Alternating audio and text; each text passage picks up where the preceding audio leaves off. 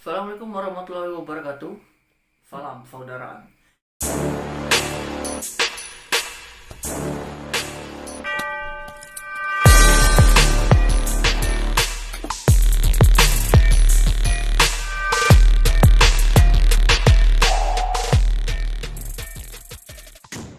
Kembali lagi di channelnya Syahmi Monovo. Oke, di video kali ini kita bakalan membahas suatu hal yang dampak negatif ya. Dampak negatif kepada pencaksilat tentang kejadian selama 1 bulan dia, tentang Master Agus dan bela diri bersatu. Nah, kalian simak dulu video ini. Ya, di pihak Master Agus akui kesalahannya, ya, dan akui kesalahannya di depan publik, akui bahwasanya itu salah. Nah, tapi tapi sampaikan juga bahwasanya di dalam bela diri pencaksilat itu bukan mustahil dilakukan. Mungkin tujuan Master Agus itu seperti itu. Ya, mungkin seperti itu. Mungkin tujuannya seperti itu, ya. Kesalahannya diakui, tapi sampaikan juga bahwasanya di dalam bela diri pencaksilat itu hal-hal yang seperti itu tidak mustahil dilakukan, kan? Dan teman-teman di bela diri bersatu juga tolong sampaikan bahwasanya itu tujuannya cuma untuk membongkar editan aja, bukan berarti mereka tidak percaya dengan hal-hal seperti itu. Maksud saya seperti itu. Sampaikan biar apa? Biar pencaksilat itu yang lainnya tidak tersinggung. Ya, benar. Tidak tersinggung. Karena apa? Seperti yang kakak sampaikan tadi. Di dalam aliran pencaksilat itu ada unsur kebatinan. Sekarang kita fair-fairan aja. Ya, ada unsur kebatinannya. Orang yang cuma menggurui, jangan juga dipungkiri bahwasanya Jenderal Sudirman itu pernah dikepung dengan orang, dengan kekuatan zikirnya bisa orang tidak melihat. Dia mengenali, dia bilang itu ustad. Iya, itu. Ustad. Padahal Jenderal Sudirman ya udah terkenal di mana-mana. Nah, ya.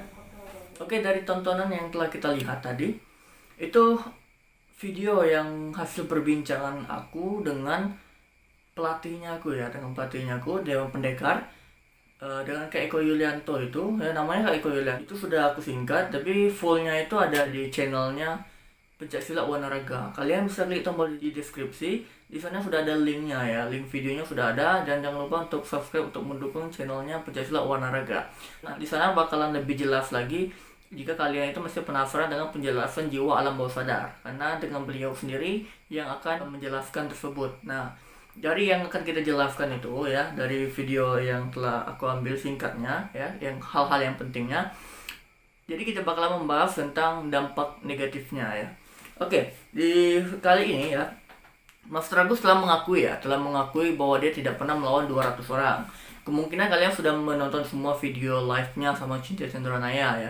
Waktu malam itu, Master Agus mengatakan bahwa dia tidak pernah mengalahkan 200 orang. Tapi kabar dari setempat, orang yang Master Agus lawan itu sekitar 200 orang. Tapi menurut Master Agus mungkin sekitar 10, 11, 12 lah gitu kan.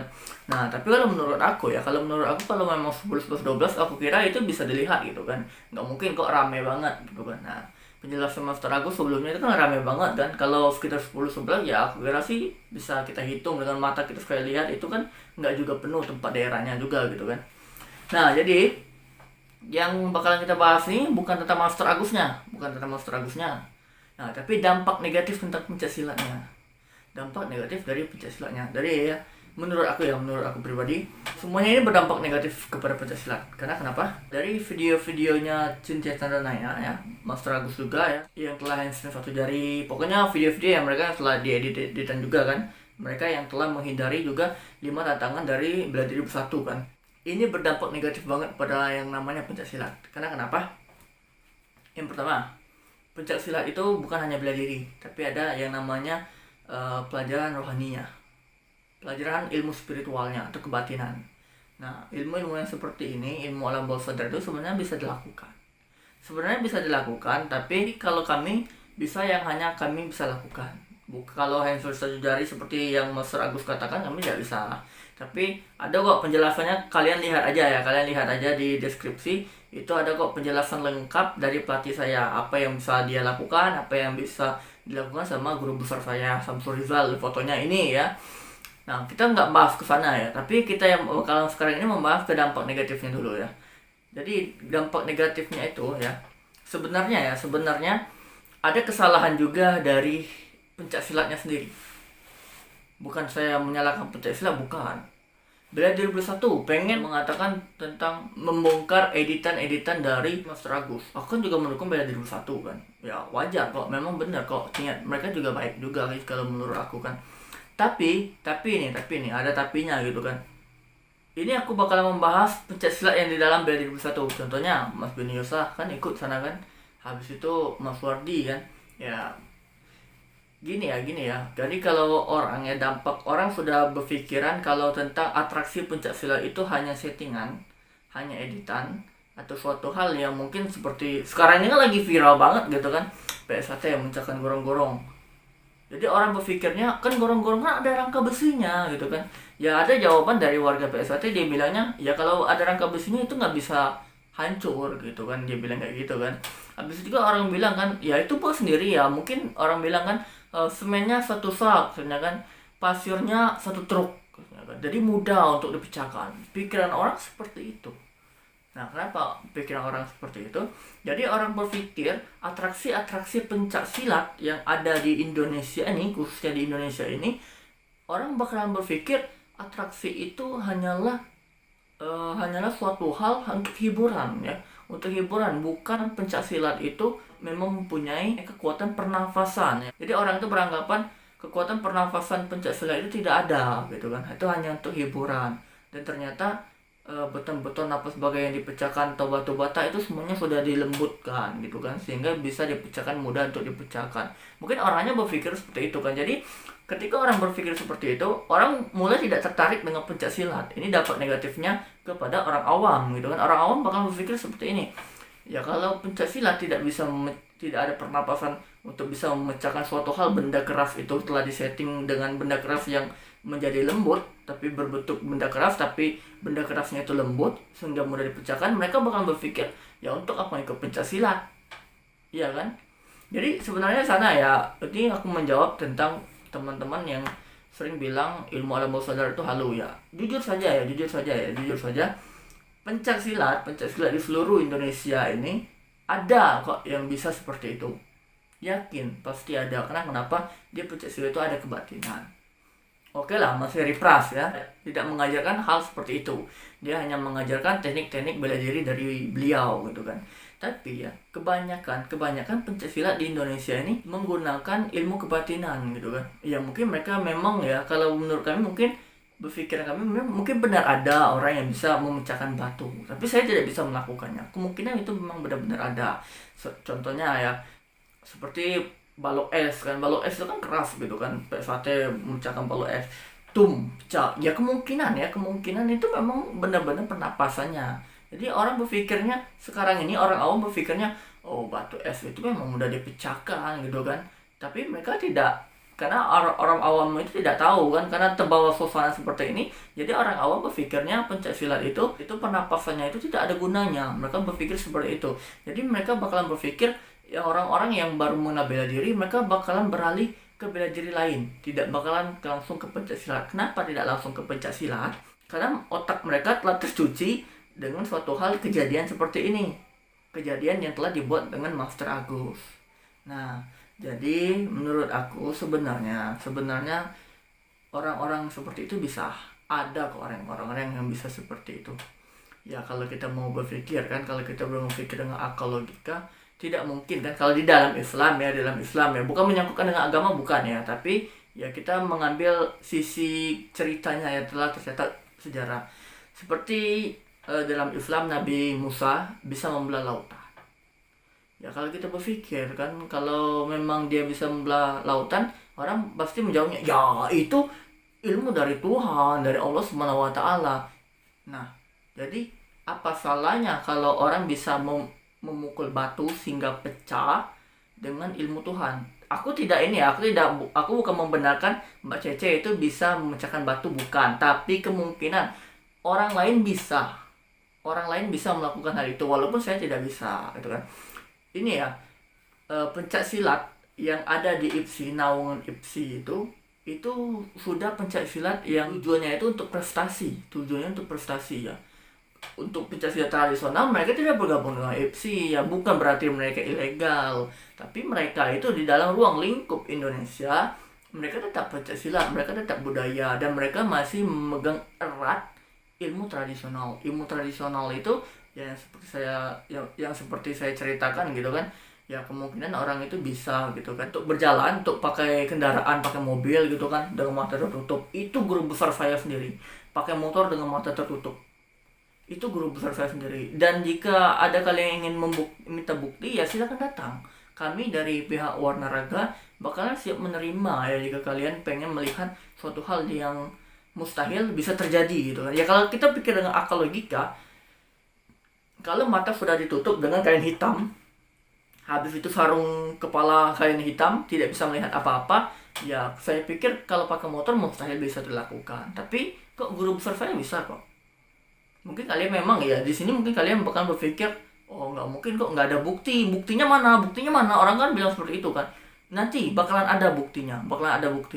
Nanti ketika kami telah mengirimkan video, telah mengupload video, dan kami juga menerima bagi orang-orang yang tidak percaya, silakan datang saksikan secara live atau secara langsung. Nah, di video itu nanti bakalan kita upload di channelnya Pencaksilat Warna Raga. Di sini kalian bisa lihat di ini ya, di deskripsi ini sudah ada linknya ya, link video penjelasannya juga, penjelasan dari saya ini yang lebih lengkapnya lagi tentang ilmu alam bawah sadar itu dari pelatih saya. Silakan kalian lihat sana ya, karena berbincangnya lama gitu. Kami kemarin itu berbincangnya hampir 1 jam untuk bikin video saja. Di luar video kami juga berbincang lagi gitu kan.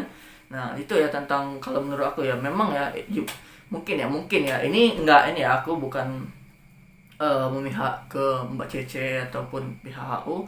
Kemungkinan maksud Master Agus itu walaupun dia telah melakukan editan seperti itu, ya kemungkinan pesan dari dia itu sebenarnya pencaksilat itu ada yang bisa melakukan itu, walaupun dia tidak bisa melakukan, tapi caranya yang salah melakukan editan gitu kan. Dia tidak melakukan suatu hal yang benar-benar kemampuan dari dia gitu. Nah, aku nggak mendukung pokoknya dari pihak HU ya. Jadi kalau menurut aku, biar ini selesai, benar-benar selesai, pihak dari MMA juga bilang ya nggak mau tahu lagi kan tentang Pencaksilat Harimau Utara gitu kan. Ya memang oke lah bisa selesai kalau mereka tidak mau saling tahu lagi. Tapi dampaknya itu sudah terkena kepada yang namanya pencaksilat gitu kan. Jadi karena hal ini ya kita kena dampak juga.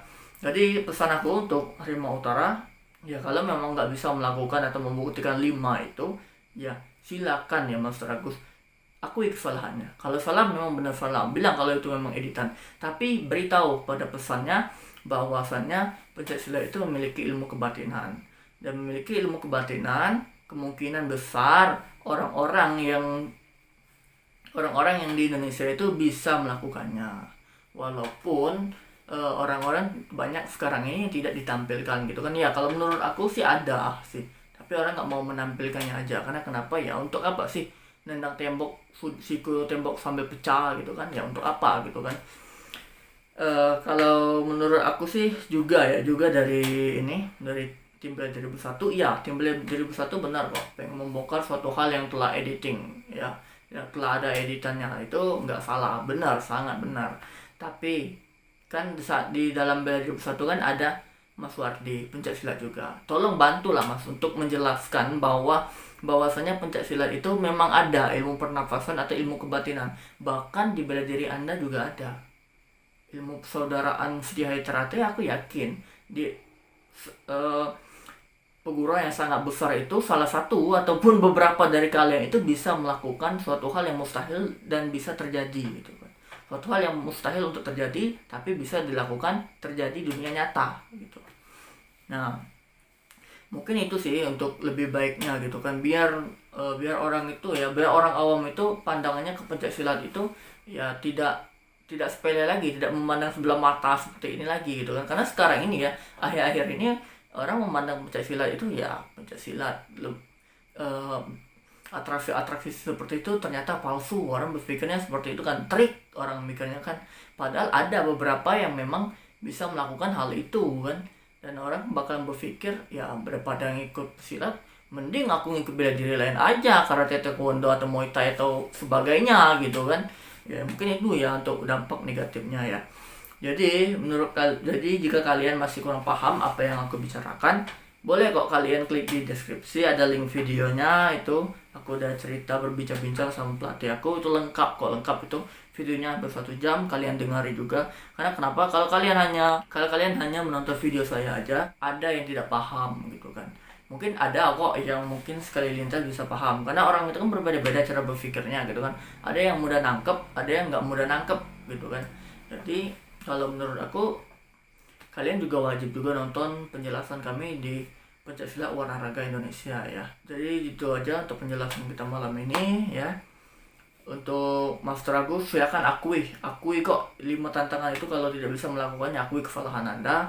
Dan juga untuk bela diri bersatu, semangat terus ya. Terima kasih telah membongkar editing ini. Tapi untuk tim bela diri bersatu, tolong bantu juga bahwasanya yang bagian pencaksilatnya ya, bahwasanya bagian yang pencaksilat seperti Mas Wardi, pencaksilat itu juga kemungkinan ada ya, ada yang bisa melakukan hal seperti itu. Karena kenapa, pencaksilat itu mempelajari ilmu kebatinan gitu kan ya. Kalau tidak mempelajari ilmu kebatinan, kalau orang bilang kan, kalau Indonesia memang bisa melakukan hal seperti itu, kenapa dijajah Belanda sampai 300 tahun gitu. Itu udah tergantung dari Tuhan ya. Tapi kalau memang itu nggak ada, tidak mungkin kan. Ketika Jenderal Sudirman telah dikepung oleh Belanda, Jenderal Sudirman itu tidak dikenali sama Belanda. Belanda bilangnya itu Ustadz, bukan Jenderal gitu kan. Padahal jelas-jelas kan semua orang tahu Jenderal Sudirman itu seperti apa gitu kan. Mungkin itu saja untuk penjelasan kita malam ini. Semoga videonya bermanfaat, kalian bisa memahami tentang video ini. Jika kalian masih ada kurang jelas, silahkan kalian klik tombol di deskripsi. Kalian lihat aja di channelnya Pencaksilat Warnaraga, ada penjelasan saya sama pelatih saya. Mungkin itu saja, saya Samin Menufo, salam persaudaraan.